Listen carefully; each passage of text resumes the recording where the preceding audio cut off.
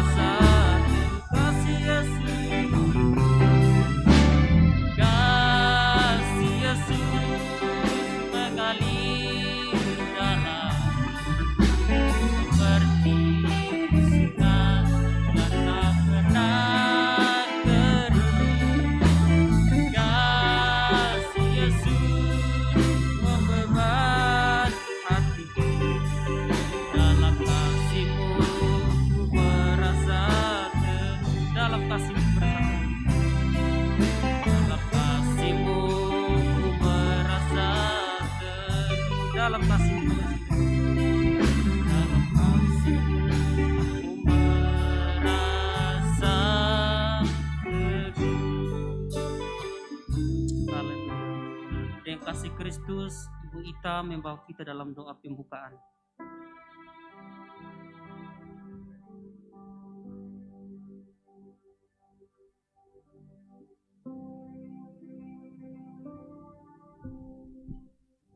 Mari saudara kita berdoa. Bapa dalam surga, terima kasih buat kasih-Mu yang besar, anugerah-Mu yang besar, sehingga kami umat-Mu dapat berkumpul di rumah-Mu ya Bapa.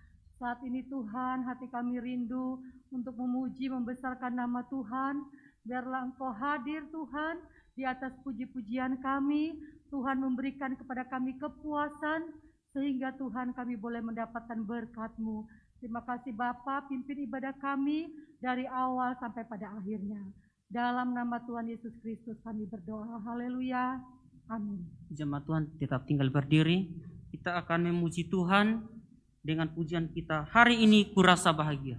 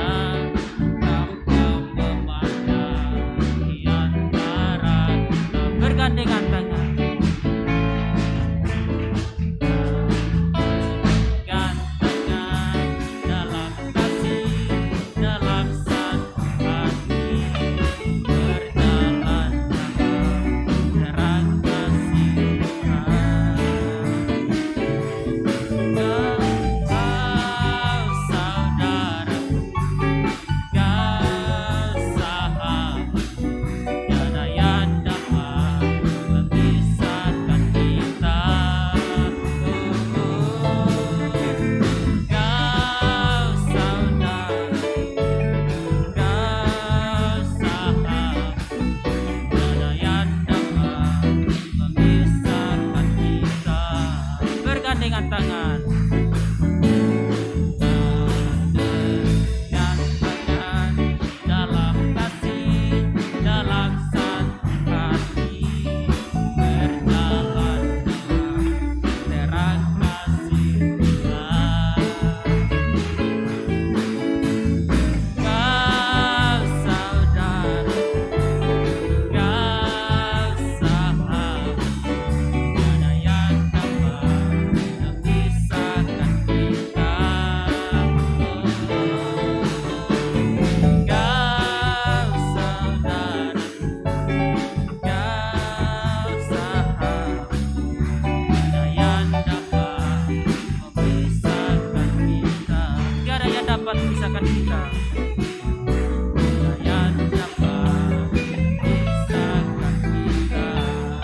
Dapat pisahkan kita.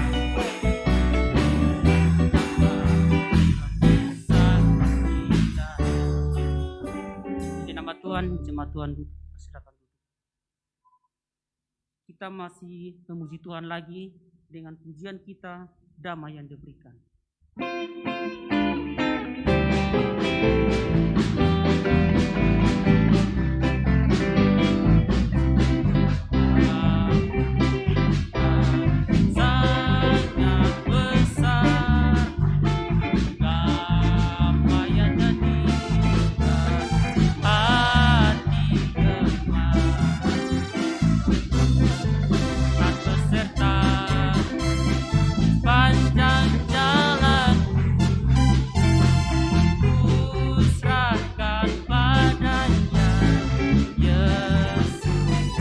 Damai yang diberikan,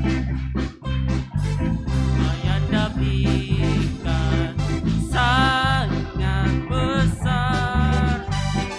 Damai yang diberikan, hati gemar. Apa serta panjang jalan, serahkan padanya Yesus. Damai yang diberikan saya cinta doa Tuhan pagi seperti ini. Sangat besar,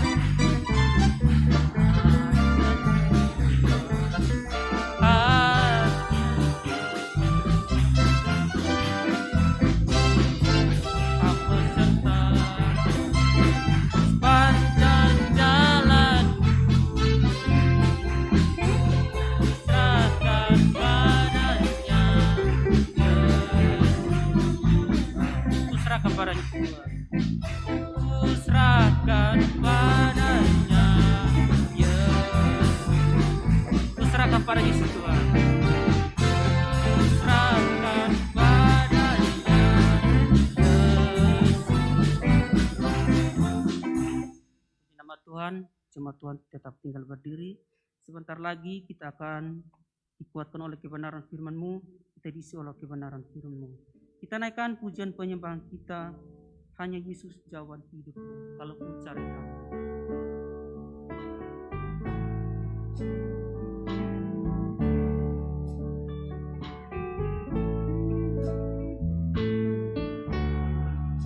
Cari damai, hanya ku dapat dalam Aku cari ketenangan, hanya ku temui dalam Yesus. Satu pun dapat menghibur, tak seorang pun dapat menolong. Yesus, Tuhan hidup. Kalau ku cari damai yang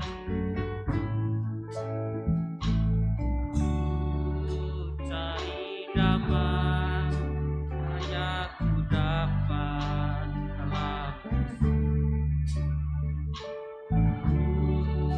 cari ketenangan, hanya ku temui dalam Yesus. Tak satu pun dapat menghibur, tak seorang pun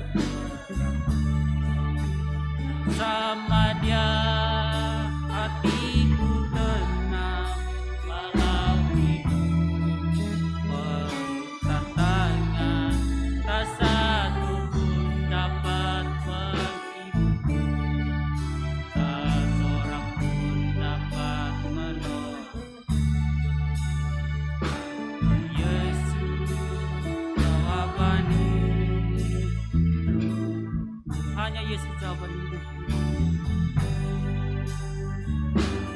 Yesus abadi, hanya Yesus cawan hidupku. Yesus abadi.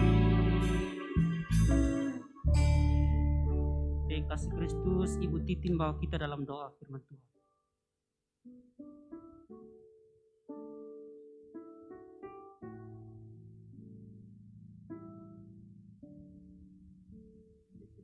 Dan jemaat dikasih Tuhan, kita bersatu di dalam doa. Bapa, di dalam nama Tuhan Yesus Kristus, pujian ini adalah doa kami di hadapan-Mu Tuhan. Inilah pengakuan dan kerinduan kami di hadapan-Mu Tuhan. Untuk kami boleh senantiasa mencari Engkau, karena Engkau adalah sumber kekuatan, sumber penghiburan, dan sumber jawaban di dalam kehidupan kami. Terima kasih kalau sore hari ini kami boleh ada di rumah-Mu, untuk kami berbuat bakti di hadapan-Mu, memuji dan menyembah, menaikkan pujian kami di hadapan-Mu. Biarlah semuanya itu boleh berkenan di hadapan-Mu Tuhan. Dan pada sore hari ini kami akan mendengar kebenaran firman-Mu. Biarlah Engkau menilik hati kami, Engkau yang melihat kerinduan, kebutuhan kami, dan kami percaya setiap kebenaran firman Tuhan yang akan dibentang oleh hamba-Mu adalah setiap perkataan-perkataan yang berkuasa Tuhan, yang menjadi jawaban dalam kehidupan kami. Dan kami percaya pengurapan daripada Allah sudah menjadi bagian hamba-Mu yang akan menyampaikan kebenaran firman-Mu pada sore hari ini. Terima kasih Bapakku yang baik. Kami menyerahkan acara penyampaian firman Tuhan ini ke dalam tangan-Mu, dan hanya di dalam nama Tuhan Yesus Kristus kami berdoa. Haleluya. Amin. Selanjutnya serahkan kepada hamba yang melayani, Pendeta Jamaluddin Sitorus.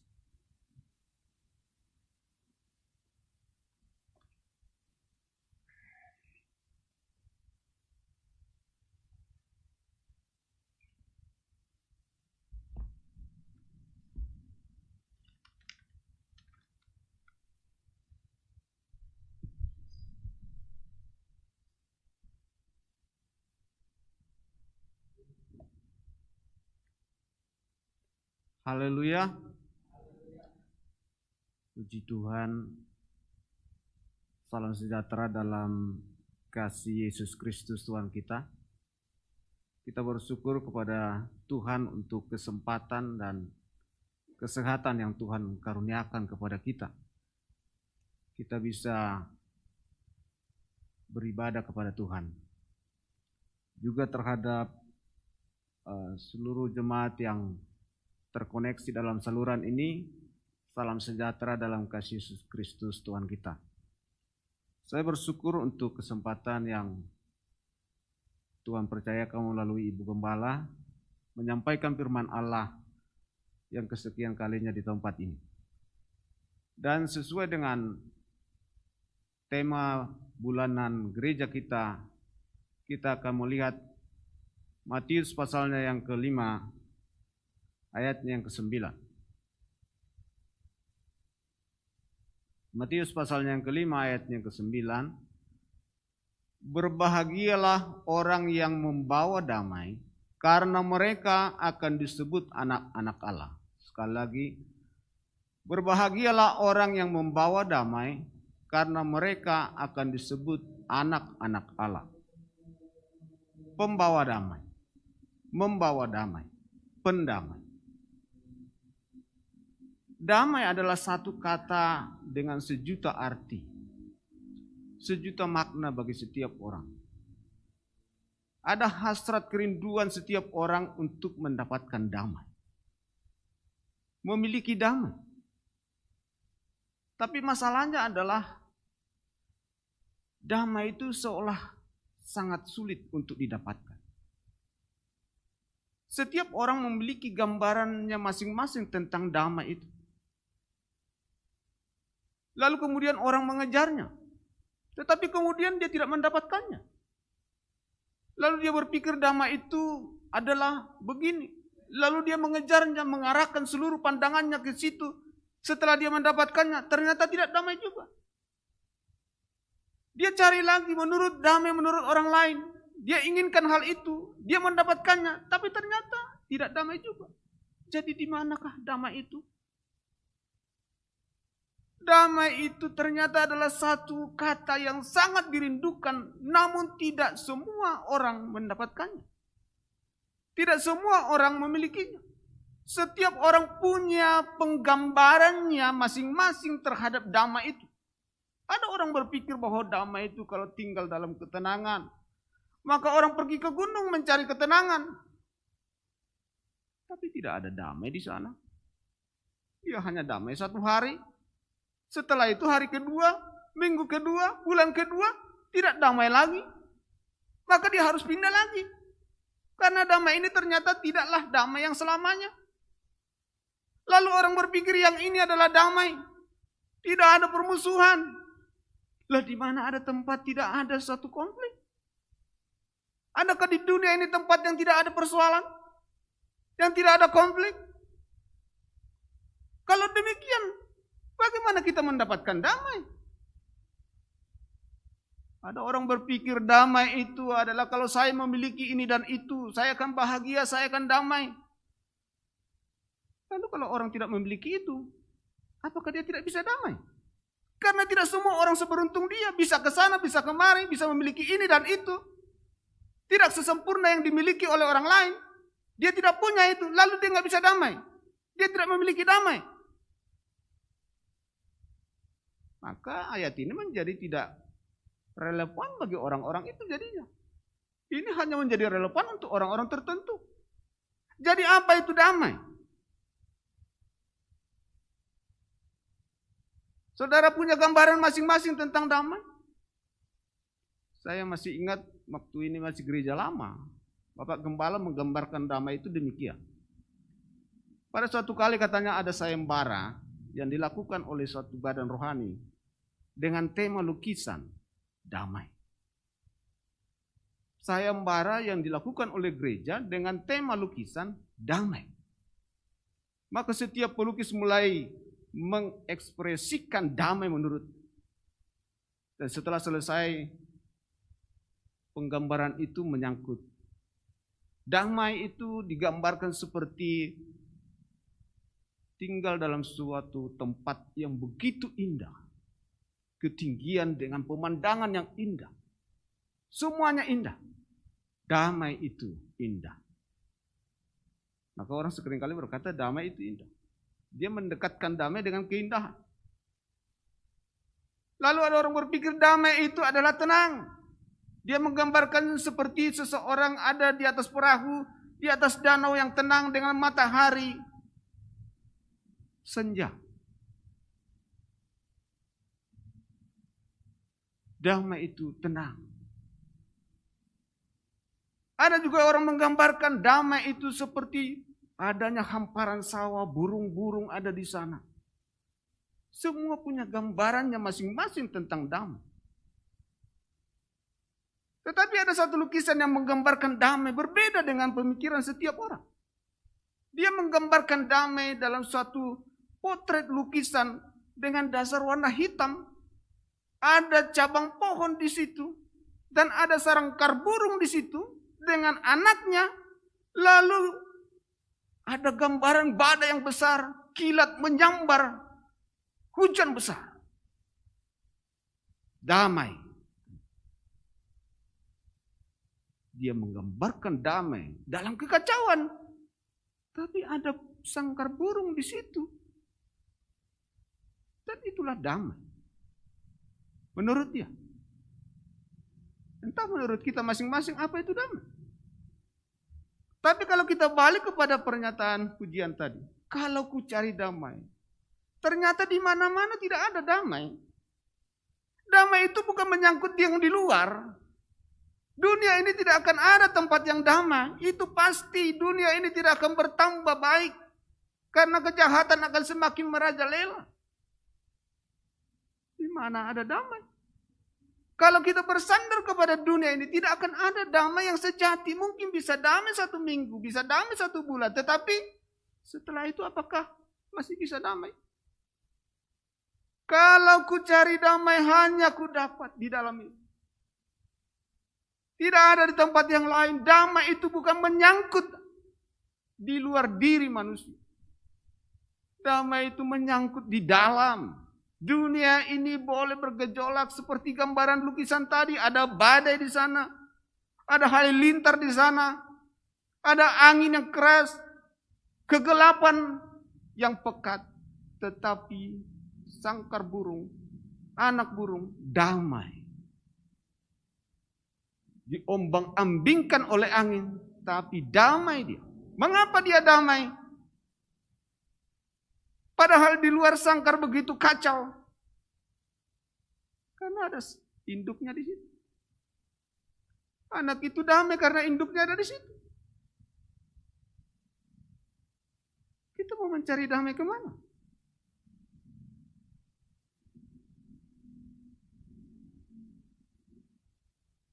Kalau kita mengaitkan damai dengan kepemilikan, saya damai kalau sudah saya memiliki ini dan itu. Kalau saya tinggal di sana dan di sini, apakah semua orang bisa melakukan itu? Apakah semua orang punya kesempatan seperti itu? Apakah semua orang seberuntung itu? Lalu kalau mereka tidak bisa, tidak memiliki, apakah mereka tidak berhak untuk damai? Berarti Allah hanya memberikan damai kepada orang-orang tertentu itu? Lalu bagaimana kalau dia budak? Kekurangan di sana sini, terpenjara, tertekan. Apakah budak tidak bisa damai? Hidup damai, hatinya damai? Damai lebih daripada pikiran-pikiran jasmania. Damai itu bukan hanya menyangkut hal yang lahiriah, tapi damai itu lebih kepada pusat kehidupan itu.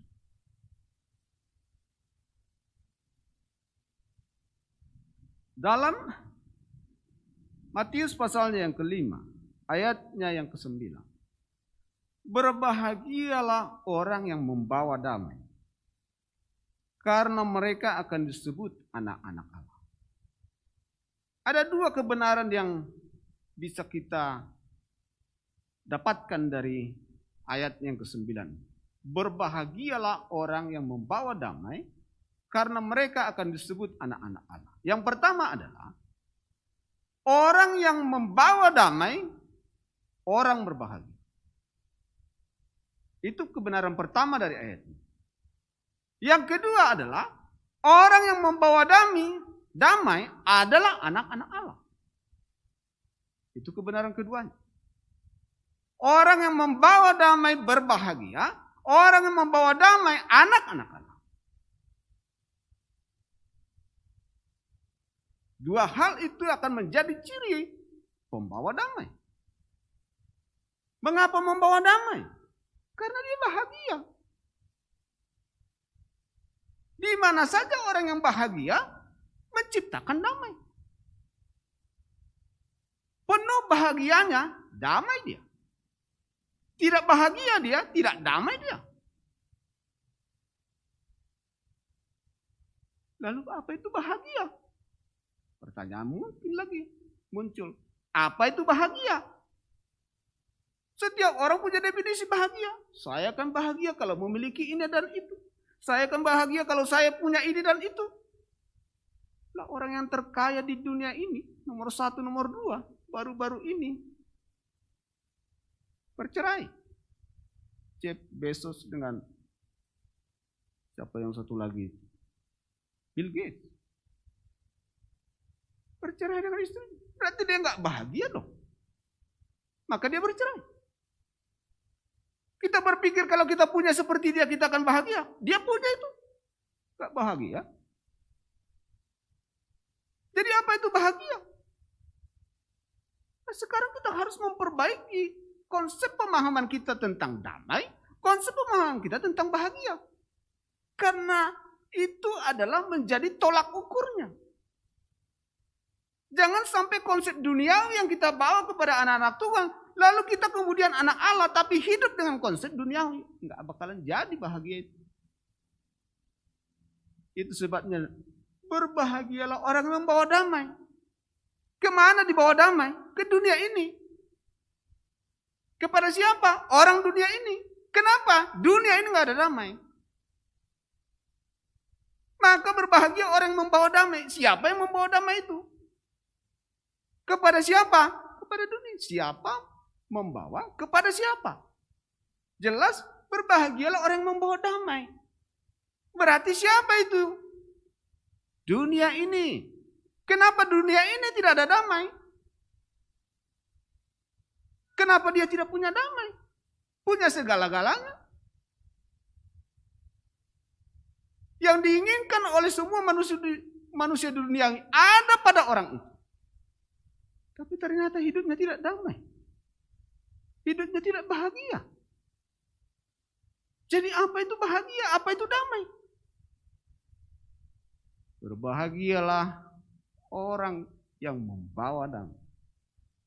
Damai dan bahagia itu satu kata yang saling berkaitan. Kalau kita bahagia, kita akan damai. Saudara akan tidur nyenyak ketika saudara sedang bahagia. Aduh bahagianya. Itu langsung tidur di tempat tidur, nep. Tapi kalau hati kita tidak sedang bahagia, biar paksa tidur, tidak akan tidur-tidur. Karena ada sesuatu konflik di dalam. Sedang tidak bahagia, dia susah untuk tidur. Makan obat tidur pun mungkin dosisnya harus ditambah untuk waktu itu.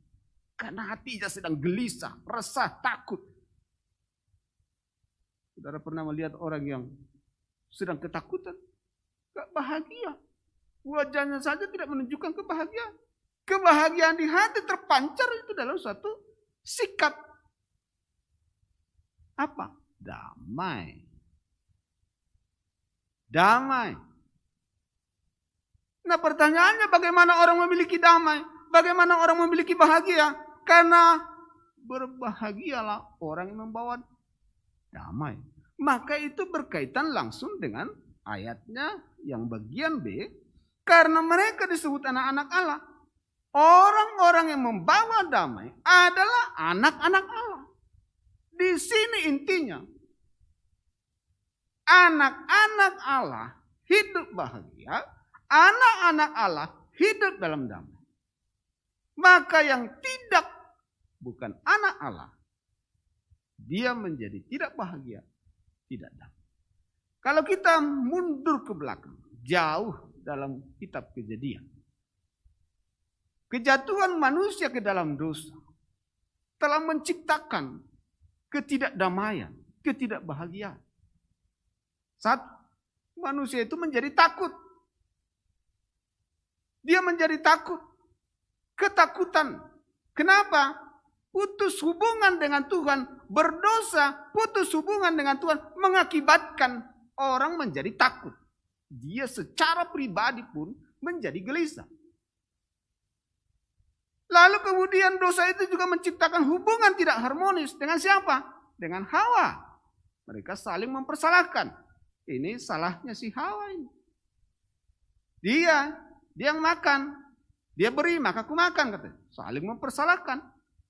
Karena dia sendiri sudah berdosa. Maka dia kemudian berkonflik juga dengan sesama. Akarnya di mana? Akarnya karena dia putus hubungan dengan Allah. Sumber damai itu sudah putus karena dosa. Maka kemudian dia tidak damai. Tidak menjadi harmonis lagi dengan dirinya sendiri.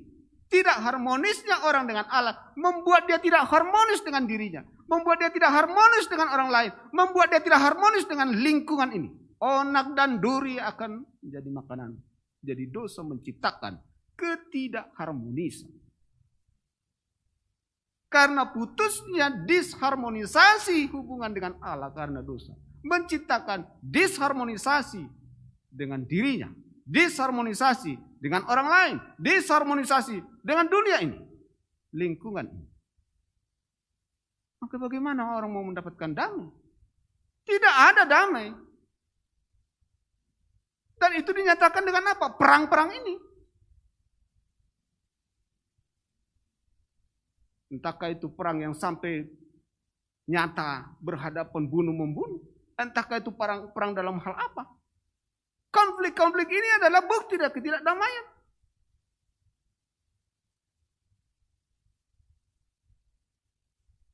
Jadi bagaimana supaya kemudian damai? Connect lagi dengan Tuhan. Supaya dia menjadi damai lagi, harus kembali nyambung dengan Allah. Maka pembawa damai, orang-orang yang membawa damai adalah anak-anak Allah. Nah, sekarang kita anak-anak Allah atau bukan? Pertanyaannya menjadi di situ. Kapankah saya menjadi anak Allah? Dalam Yohanes pasalnya yang pertama, ayatnya yang ke-12.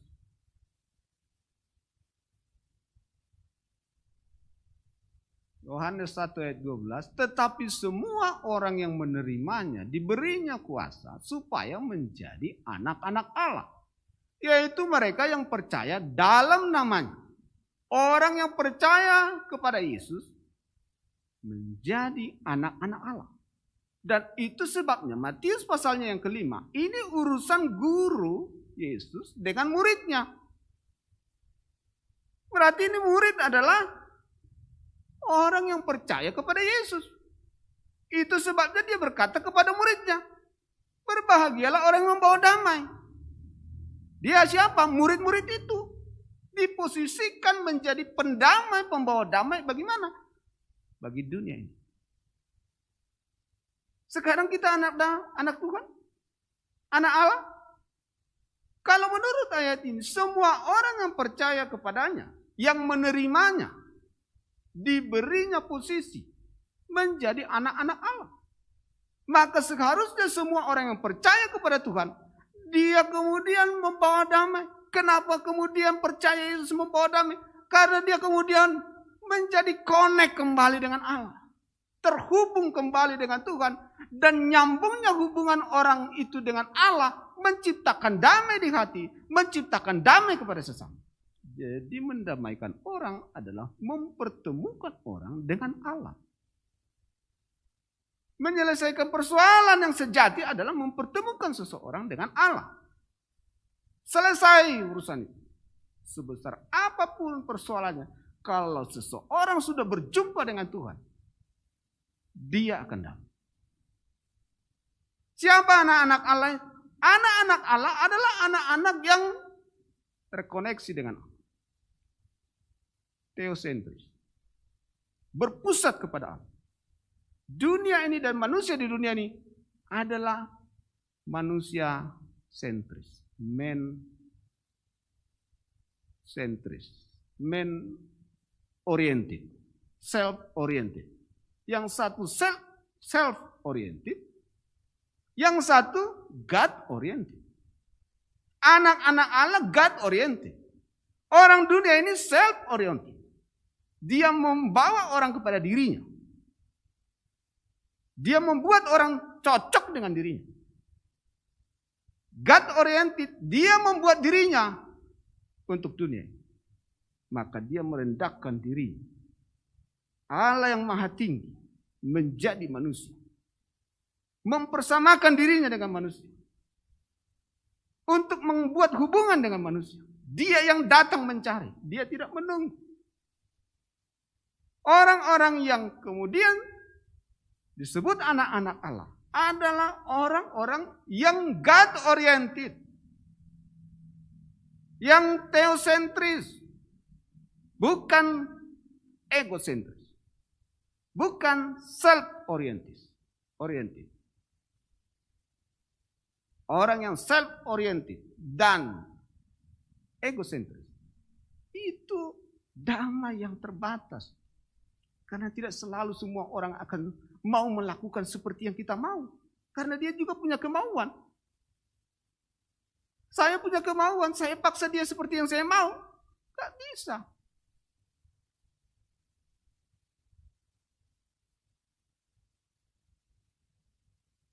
Oleh sebab itu, berbahagialah orang membawa damai. Karena mereka akan disebut anak-anak Allah. Anak-anak Allah adalah anak-anak pendamai. Maka Yesus berkata dalam suatu ayat yang lain di dalam Lukas pasalnya yang ke-10 ayatnya yang ketiga. Lukas 10 ayat yang ketiga. Pergilah, sesungguhnya aku mengutus kamu seperti domba ke tengah-tengah serigala. Nah, orang berpikir, domba ke tengah-tengah serigala. Menakutkan itu. Bagaimana kita diutus oleh Tuhan seperti domba ke tengah-tengah serigala. Kita berpikir, wah, menakutkan. Enggak, itu enggak menakutkan itu. Kenapa tidak menakutkan domba-domba itu tinggal di tengah serigala? Karena domba-domba itu sudah diubah hati dan pikirannya. Dia tidak takut dengan serigala itu. Dia pergi cari serigala itu. Dia tinggal dengan serigala itu. Ini domba yang bukan domba gambaran orang dunia. Ini domba gambaran ilahi. Maka dia pergi cari serigala itu. Tinggal di tengah-tengah serigala itu. Dia tidak takut dengan serigala. Malah dia senang dengan serigala itu. Itu sebabnya para misionaris pergi ke pedalaman sana. Yang dia tidak kenal. Alamnya saja menakutkan. Belum orangnya. Tapi dia pergi ke situ. Tinggal di situ. Dia bukan tidak ada pekerjaan. Itu domba. Pergi ke tengah-tengah serigala. Tapi dia senang dengan serigala itu. Kenapa begitu? Berarti dia berbeda dengan domba yang lain. Kita sama-sama manusia dengan yang lain. Gak ada bedanya. Tapi yang berbeda apa? Kita sudah diubah di dalam. Sudah berubah hati dan pikiran kita. Maka kita punya orientasi menjadi berubah.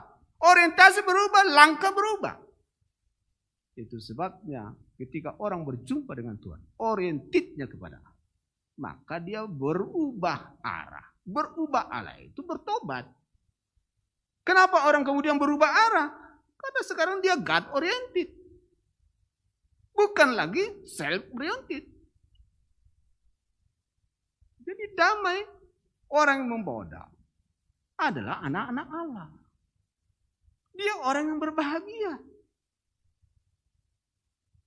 Bahagia itu dan damai itu dikaitkan dengan koneksi manusia dengan Allah.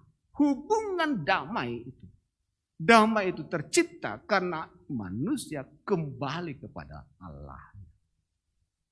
Allah itu adalah sang damai. Kerajaan Allah, kerajaan surga, kerajaan damai. Kerajaan 1000 tahun, kerajaan damai. Kenapa? Rajanya Raja Damai. Bukankah Yesus Raja Damai? Dalam Yesaya pasal yang ke-9, ayatnya yang ke-6, ayat yang ke-5, ke-6. Salah satu sebutan gelar bagi Yesus adalah Raja Damai. Pencipta damai. Pembawa damai. Peacemaker. Bukan troublemaker. Bukan troublemaker. Peacemaker. Pencipta damai, pembawa damai. Kenapa begitu? Karena rajanya Raja Damai. Kerajaannya kerajaan damai. Kerajaan Allah, kerajaan surga. Kerajaan damai. Rajanya Raja Damai. Anaknya pembawa damai. Itulah itu. Gereja ini pembawa damai. Itu sebabnya sebelum hari penghukuman, gereja itu harus diangkat. Selama gereja ada, damai masih mungkin ada. Orang-orang percaya ini harus disingkirkan, baru kemudian dihukum. Karena yang membuat damai adalah gereja itu. Anak-anak Allah yang percaya kepada Tuhan. Gitu. Ketika anak-anak Allah ini sudah disingkirkan oleh Allah, diangkat oleh Allah, maka kemudian penghukuman terjadi. Itu sebabnya ayat ini sejajar dengan itu. Kita membawa damai, itu betul. Sebelum penghukuman akhir zaman datang, maka gereja harus disingkirkan. Diangkat. Karena yang menciptakan damai di dunia ini, yang membawa damai ke dunia ini adalah kita.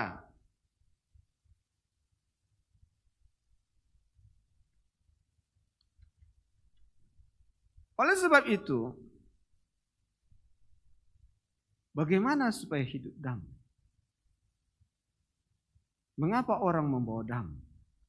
Jawabannya adalah karena orang telah kembali kepada Allah. Telah memiliki hubungan yang baik dengan Allah. Dan ketika orang berjumpa dengan Allah, dia menjadi berdamai dengan dirinya sendiri. Ini kepuasan yang tidak diukur dengan hal lahiriah. Bukan diukur dengan jumlah, dengan dunia ini. Dia diukur di dalam Karena dia sudah berjumpa dengan yang sejati itu. Maka semua orang yang menemukan Allah menjadi berbeda. Zakheus berjumpa dengan Allah, tiba-tiba dia merasa ini terlalu banyak ini. Nih, kasih sama orang miskin. Damai dia. Bahagia dia. Siapa saja yang berjumpa dengan Tuhan, hatinya penuh. Maka ada suatu pernyataan seorang ilmuwan yang mengatakan hati manusia itu seperti ruangan yang diisi oleh apapun juga tidak akan penuh. Hati manusia itu laksana sebuah ruangan yang diisi oleh apapun juga tidak akan penuh. Kecuali pencipta itu masuk ke dalam. Penuh. Maka orang-orang yang berjumpa dengan Tuhan penuh hatinya. Senang, bahagia dia. Bahkan Stefanus diambil nyawanya pun dia bahagia. Tidak ada lagi yang bahagia. Dan tidak ada yang bisa mengambilnya karena dia di dalam. Harta ngengat akan memakannya. Tapi damai yang di dalam karena Kristus, siapa yang bisa mengambilnya? Siapakah yang bisa memisahkan kita daripada Kristus karena dia ada di dalam? Selama dia ada di dalam, dia bahagia. Dia damai.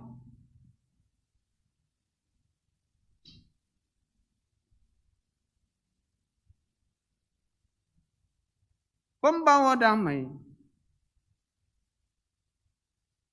orang berbahagia. Yang kedua, kesimpulan, orang yang membawa damai adalah orang yang telah kembali kepada Allah. Maka inti daripada damai adalah kembalinya kita kepada Allah. Terkoneksinya kembali kita dengan percaya kepada Allah. Dunia ini seperti lukisan tadi. Bisa jadi hitam pekat. Ada kekacauan, ada badai, ada kilat, halilintar, porak-poranda. Tapi damai akan selalu ada. Selama Kristus ada di dalam. Inilah damai yang sejati. Itu sebabnya pujian tadi berkata, kalau ku cari damai, tak ada di sana. Tak ada juga di sana. Bukan yang itu dan bukan pula yang itu. Dia tidak ada di mana-mana di dunia ini. Dia ada di dalam Yesus. Kenapa menjadi Yesus kuncinya? Karena Yesus Allah yang menghubungkan manusia kembali kepada Allah. Barang siapa percaya kepada Allah, anak-anak Allah. Damai dengan Allah, damai dengan dirinya. Damai dengan Allah, damai kepada sesama. Dia menjadi pembawa damai. Amin. Saya kembalikan kepada Om.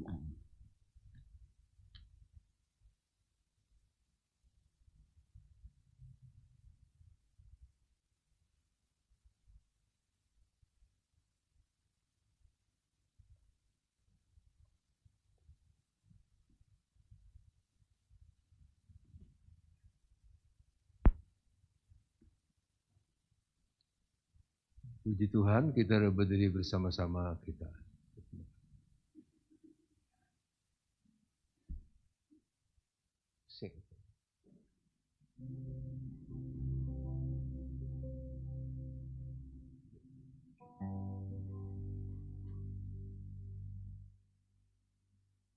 Damainya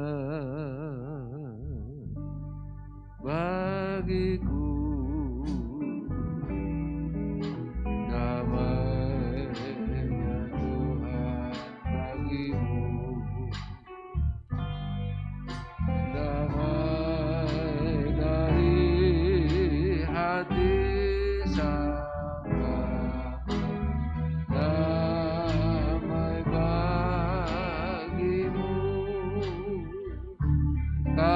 Kasihnya bagimu, kasihnya Tuhan bagimu, kasih dari hati saya.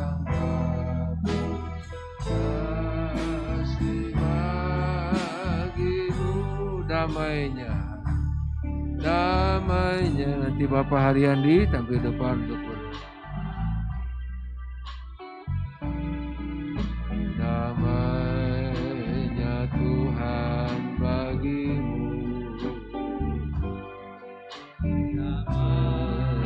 Dari hati Sang Bapa, damai bagimu. Haleluya. Saudara-saudara yang kekasih di dalam Tuhan, mari kita berdoa. Bapa kami di dalam sorga, Bapa kami di dalam nama Tuhan Yesus, kami bersyukur kepadamu Tuhan, kalau kembali sore hari ini, kami boleh kembali bersama-sama ada di rumah Tuhan untuk kami beribadah kepada Tuhan. Kami boleh memuji, memuliakan Tuhan, terlebih kami boleh mendengar firman Allah. Amin. Terima kasih Tuhan, kalau Engkau yang sudah memberikan damai sejahtera di dalam kami menjalani kehidupan kami. Biarlah di dalam kami menjalani kehidupan kami, kami pun menjadi pembawa damai Tuhan bagi sesama. Haleluya. Terima kasih Tuhan, terima kasih. Tanamkan firman-Mu di dalam hidup kami. Biarlah Tuhan kami tetap percaya kepada Yesus, sehingga kami menjadi anak-anak Allah, menjadi pembawa damai di dalam kehidupan kami. Ya. Biar lewat hidup kami nama Tuhan yang dipuji dan dipermuliakan. Terima kasih Tuhan. Berkati hamba-Mu yang sudah melayani kami dengan firman-Mu. Pakai pelayanannya Tuhan dimanapun hamba-Mu melayani Engkau. Terima kasih Tuhan, sebentar kami akan memberikan korban syukur kami. Kami sudah diberkati oleh Tuhan. Dan sore hari ini kami memberi dengan penuh ucapan syukur kepadamu. Di dalam berkat nama Tuhan Yesus kami sudah berdoa. Haleluya. Amin. Puji Tuhan, silahkan duduk. Tiba saatnya kita akan berikan korban syukur kita untuk pujian Tuhan. Persembahan dan satu kali. Ke gunung tinggi ku naik-naik mencari damai.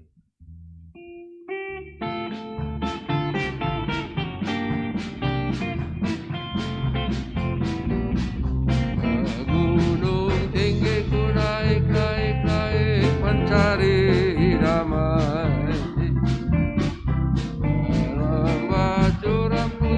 Turun mencari damai, tapi akhirnya damai tiada ku dapati juga, kecuali hanya di dalam Yesus Tuhan. Ke gunung tinggi ku naik-naik mencari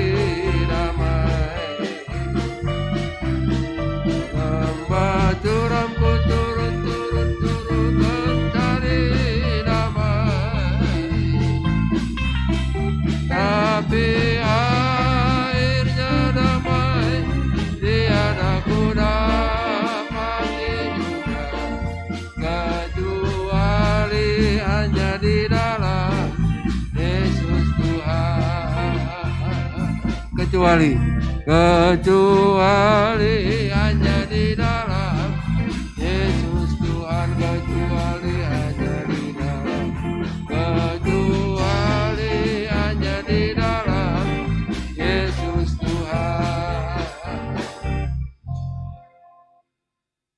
Terima kasih buat persembahan saudara. Tuhan Yesus memberkati. Ibadah sekarang sudah berjalan sebagaimana biasa. Jadi besok ada ibadah pelayanan pemuda remaja, ada besok ada pelayanan pemuda remaja Pantekosta jam 6, Sabtu ibadah doa jam 5, dan Minggu pagi jam 6 ibadah raya pertama, ibadah raya kedua jam 4 sore. Puji Tuhan, sekarang ibadah-ibadah udah dapat berjalan sebagaimana mestinya. Senin sampai Jumat gereja terbuka untuk mau yang doa pagi jam 4:30 pagi di gereja. Sekolah minggu tetap ada secara online jam 9 setiap minggu. Mengenai baptisan air akan direncanakan di bulan Agustus, tepatnya nanti akan diumumkan kembali. Bagi yang akan menerima baptisan air segera menghubungi kami gembala-gembala kecil. Ya. Kita tetap berdoa untuk situasi dan kondisi sekarang ini dan tetap jalankan protokol kesehatan, ya, memakai masker, sering cuci tangan, jangan lupa mandi, jauhi kerumunan, dan tetap berdoa. Tuhan Yesus memberkati. Kita doakan buat pemulihan kekuatan untuk ibu gembala kita, ya.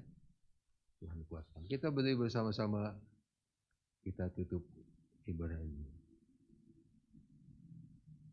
Oh, kita masih nyanyi lagi satu lagi.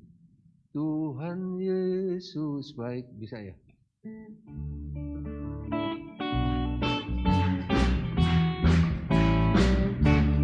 Tuhan Yesus baik, Dia baik bagiku.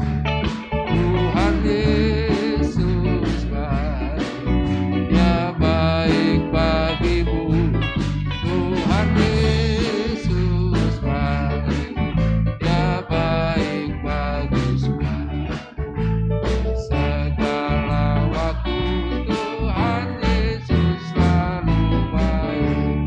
Tuhan Yesus baik, Dia tebus dosa. Tuhan Yesus baik, Dia mengampuniku.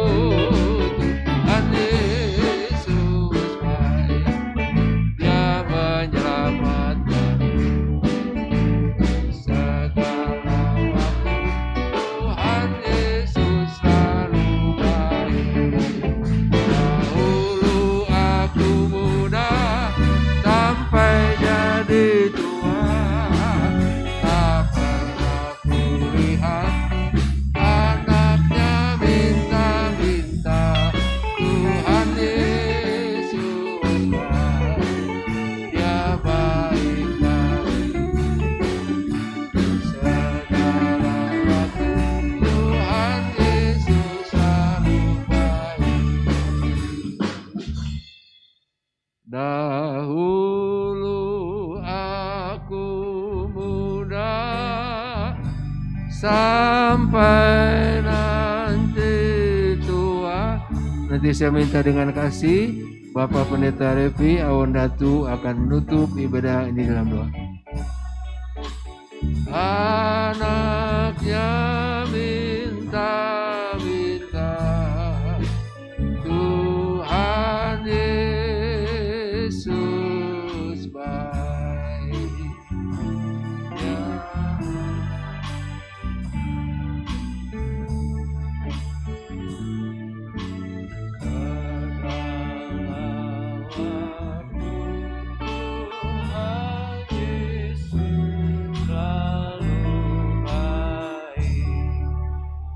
Mari kita berdoa. Tuhan, merupakan satu pengakuan kami kepada Engkau pada sore hari ini, bahwa setiap waktu apa yang terjadi pada kami semua karena Engkau yang sangat baik.